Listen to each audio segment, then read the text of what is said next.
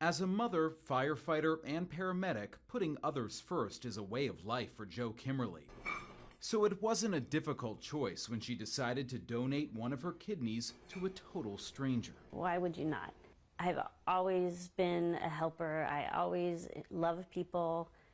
Why wouldn't I? Jo is one of just a few hundred people every year who become altruistic kidney donors. It really is an extraordinary form of altruism in a lot of ways.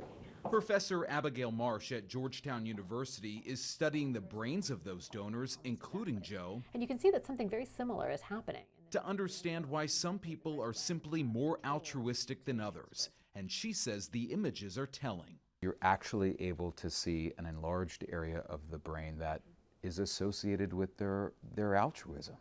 That's right. They seem to have just a little extra matter, a little extra material in this region of the brain that we know is really important to producing an empathic response. There's a structure in the brain called the amygdala that in people who are psychopathic is smaller than average. And in altruistic kidney donors, it's larger than average by about 8%.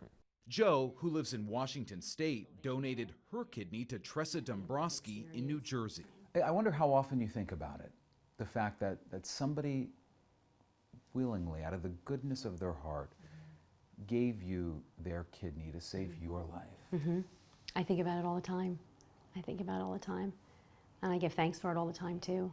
The married mother of two has an autoimmune disorder and needed a second kidney transplant after her first started to fail. When you go through an illness, a serious illness where your organs are failing, you don't ever take that for granted again. It gives you a whole new perspective on life, really. This is actually one of our first photos together. Tressa was able to thank Jo in person when they met for the first time 3 years ago in Washington. It was an instant friendship. It is so amazing. I think we've seen each other 6 times now.